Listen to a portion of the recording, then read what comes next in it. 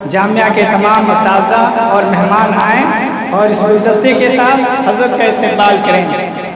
گلدستے کے ساتھ حضرت ناظم صاحب کا جو ہے آپ حضرات جو ہے استقبال کریں اس گلدستے کے ساتھ کہ اللہ تعالیٰ جس طرح یہ پھول کھلے ہوئے ہیں اس طرح ہمیشہ سدا بہار ان کو خوشیوں کے ساتھ اور اچھائیوں کے ساتھ بلندی تک پہنچائے۔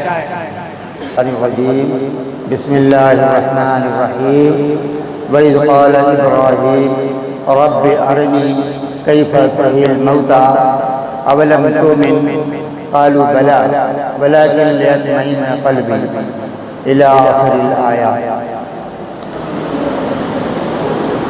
حج کا سفر بہت ہی معتبر شان سفر ہے۔ تمام عبادتوں میں سب سے اہم عبادت حج ہے۔ نماز ایک عبادت ہے لیکن نماز کیا چاہتی ہے؟ وقت چاہتا ہے۔ نماز میں کیا لگتا ہے؟ پیسہ لگتا ہے؟ نہیں۔ اور کچھ لگتا ہے؟ کچھ نہیں لگتا، صرف وقت لگتا ہے۔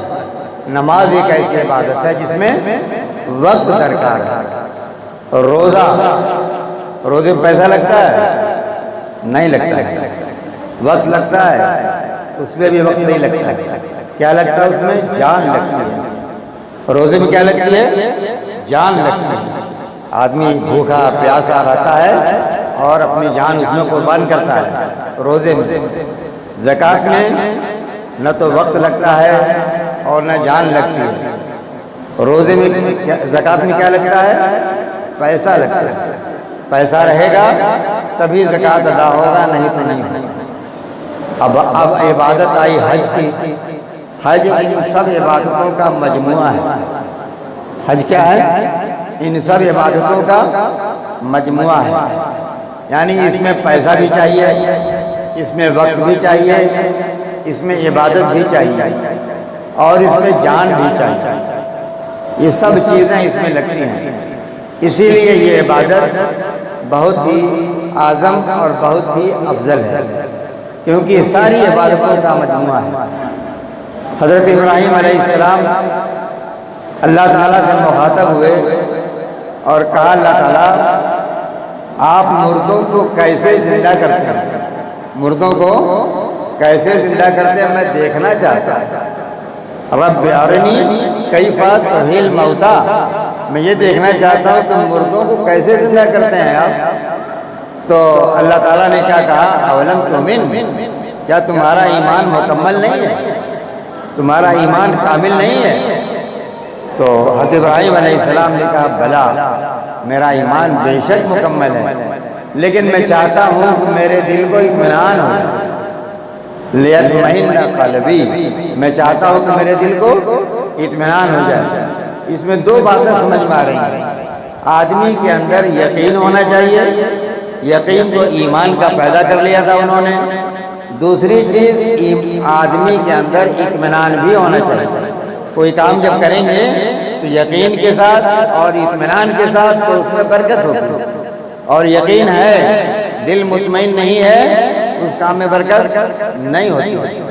اس لیے ابراہیم علیہ السلام نے کہا کہ میں چاہتا ہوں کہ مجھے میرے دل کو اطمینان ہو جائے، اس لیے آپ مجھے دکھائیے کہ آپ مردوں کو کیسے زندہ کرتے ہیں۔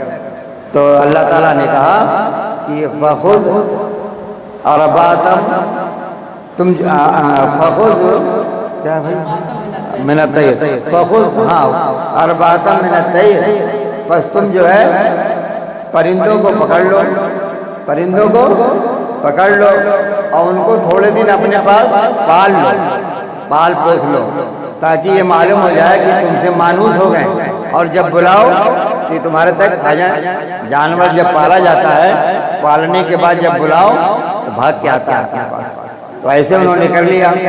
اس کے بعد اللہ تعالیٰ نے کہا فَسُرْهُنَّ، بس ان کو تم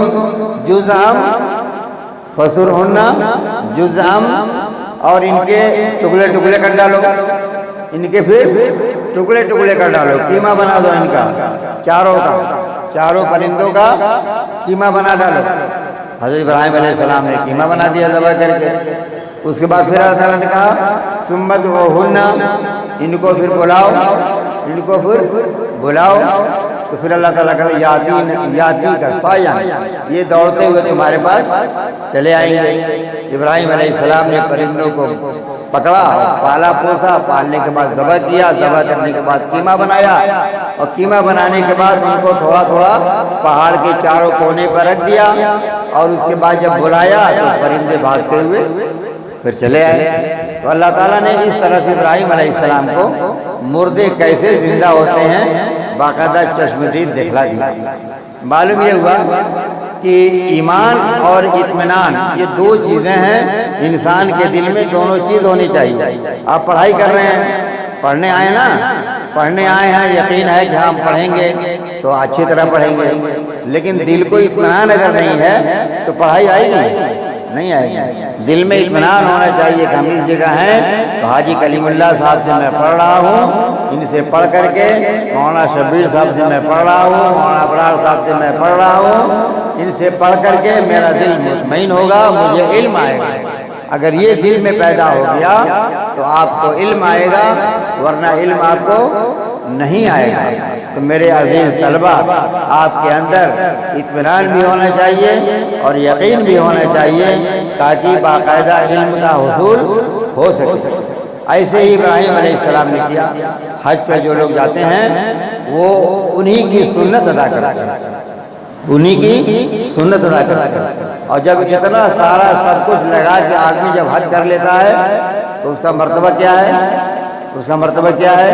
اللہ کے رسول صلی اللہ علیہ وسلم فرماتے ہیں اس حاجی کا مرتبہ ایسا ہوتا ہے کہ جیسے ابھی ابھی اپنے ماں کے پیٹ سے پیدا ہوا ہے۔ کا مطلب جیسے بچہ بالکل پاک صاف رہتا ہے نا، کوئی گناہ نہیں ہوتا۔ بچہ جب پیدا ہو کوئی گناہ رہتا ہے اس کے اوپر؟ کوئی گناہ نہیں رہتا ہے۔ ایسے حاجی جب حج کر کے لوٹتا ہے تو اللہ کے رسول صلی اللہ علیہ وسلم کے فرمان کے مطابق وہ بھی بالکل ایسے ہوتا ہے جیسے ابھی ابھی بالکل پاک صاف ہو کر آیا ہے۔ اس کی برکت کیا ہوتی ہے؟ اس کی برکتیں اتنی ہوتی ہیں کہ اللہ تبارک و تعالیٰ لوگوں کے دلوں میں یہ ڈالتا ہے کہ حاجی آ رہا ہے، اس کا استقبال کرو، اس سے مصافحہ کرو، اس سے دعائیں لو، اس سے گلے ملو۔ یہ سب چیزیں اللہ تعالیٰ انسانوں کے دل میں پیدا کرتا ہے، اور انسان اس حاجی کا اسی بنیاد پر استقبال کرتا ہے کہ وہ پاک صاف ہو کر آئے گا، آ رہا ہے، اور جو دعا کرے گا وہ دعا قبول ہوگا۔ بزرگوں نے لکھا ہے اور بعض احادیث کی کتابوں میں لکھا ہوا ہے کہ 20 سفر المظفر تک، 20 ربیع الاول تک، 20 ربیع الاول تک حاجی کی دعا رد نہیں ہوئی۔ ربیع الاول کی 20 تاریخ عرفات جس مہینے میں ہوتا ہے، اس مہینے کی 20 تاریخ تک حاجی کی دعا قبول ہوتی ہے۔ اور ہمارے بزرگوں نے لکھا ہے کہ جب تک وہ گناہ نہیں کر لے گا تب تک دعا قبول ہوگی۔ جب تک کوئی گناہ نہیں کر لے گا تب تک اس کی دعا قبول ہوتی رہے گی۔ یہ حاجی کی برکت ہوتی ہے، اسی لیے لوگ اس سے ملتے ہیں، دعوتیں کرتے ہیں، اس کی تواضع کرتے ہیں، سینہ گلے ملتے ہیں۔ اللہ تبارک و تعالیٰ حاجی کو یہ بلند مرتبہ عطا کرتا ہے۔ میرے عزیز طلبہ، آپ کا کام کیا ہے؟ آپ کا کام یہ ہے کہ اپنے اساتذہ سے محنت اور لگن سے علم حاصل کرنا، علم حاصل کرنا۔ کھیل کود بھی ضروری ہے، لیکن اس کے لیے وقت متعین ہے۔ چاہے جب نہیں کھیلتے ہیں، چاہے جب کھیلتے ہیں، چاہے جب نہیں سوتے ہیں، سونے کا وقت متعین ہے، نماز پڑھنے کا وقت متعین ہے۔ تو ہر چیز کا ٹائم ٹیبل ہے، اس ٹائم ٹیبل کے مطابق آپ کو پڑھنے کا ٹائم، نماز کا ٹائم، کھانے کا ٹائم، سونے کا ٹائم، اس کے بعد کھیلنے کا بھی ٹائم دیتے ہیں اساتذہ کرام۔ تو اساتذہ کرام کے حکم پر چلنا یہ سب سے بڑا کام ہوتا ہے بچوں کا۔ جو بچہ اپنے استاد کے کہنے پر عمل نہیں کرتا ہے وہ کیا ہوتا ہے؟ وہ قابل نہیں ہوتا، وہ بچہ قابل نہیں بن پاتا۔ قابل بننے کے لیے استاد کی خدمت ضروری ہے۔ استاد کی خدمت کیا ہے؟ اس زمانے میں صرف حکم ماننا، باقی نہ پیر دبانا ہے، نہ سر پر تیل رکھنا ہے، نہ کچھ کرنا ہے۔ کچھ کرنا ہے یہ سب کچھ، نہ کپڑا دھونا ہے، کچھ نہیں کرنا، اپنا کام کرنا ہے صرف، ہے نا۔ اور اساتذہ کا جو ہے بات مانیں گے تو کامیابی ہوگی۔ اور اساتذہ کی ذمہ داری کیا ہے؟ اساتذہ کی ذمہ داری یہ ہوتی ہے کہ آپ کے ساتھ تعلیم کو خوب اچھی طرح سے محنت کر کے آپ کو اپنا سینے سے علم نکال کر کے آپ کے سینے میں ڈالیں، اپنے سینے سے علم نکالیں اور آپ کے سینے میں ڈالیں۔ یہ کس کا کام ہے؟ استاد کا۔ اگر استاد ایسا نہیں کرتا ہے تو وہ دیانتدار نہیں ہے، وہ خائن کہا جائے گا، وہ امین بھی نہیں کہا جائے گا، کہا جائے گا اس نے امانت داری کا کام مدرسے کے ساتھ نہیں کیا۔ الحمدللہ اساتذہ اس کام کو کرتے ہیں، اپنے سینے سے علم نکالتے ہیں اور آپ کے سینے میں منتقل کرتے ہیں۔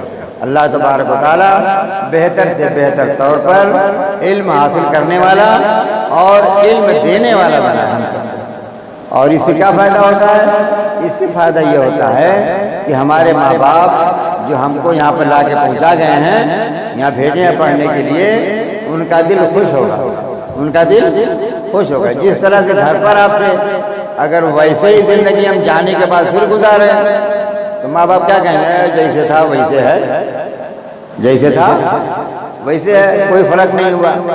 تو ماں باپ کیا چاہتے ہیں؟ بچہ مدرسے میں گیا ہے تو اس کے رہنے سہنے میں، کھانے پینے میں، اٹھنے بیٹھنے میں فرق پیدا ہو جائے۔ اگر فرق ہم نے ڈال دیا تو ہماری کامیابی ہے، اور فرق نہیں ڈالا ہم نے تو ہم ناکام کہلائیں گے۔ اللہ تعالیٰ ہمارے بیچ میں جو طلبہ ہیں ان کو اچھی طرح سے ہمیں ان کے ساتھ رہنے اور ان کو پڑھانے کی توفیق عطا فرمائے۔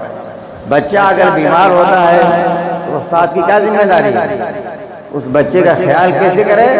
جیسے اپنا بیٹا کرتا ہے، جیسے اپنے گھر کے لوگوں کا، اپنے بیٹوں کا کرتے ہیں، اسی طریقے سے اس کا بھی خیال کرنا ہے۔ ماشاءاللہ کرتے ہیں، سبھی اساتذہ اس کام کو کرتے ہیں۔ اللہ تعالیٰ اور توفیق عطا فرمائے ان کو کہ اور بے شک بہتر طور پر انجام دیں۔ تو میرے عزیز طلبہ، آج کی اس مجلس میں صرف اتنی بات آپ سے کرنی ہے۔ اللہ تبارک و تعالیٰ ہم سب کو حج اور عمرے کی، اور ہم سب کے ماں باپ کو حج اور عمرے کی توفیق عطا فرمائے۔ آمین کہیے، ہے نا؟ سب کے، آپ سب لوگوں کو بھی اور ہم سب کے ماں باپ کو بھی، رشتہ داروں کو بھی، سب کو حج اور عمرے کی توفیق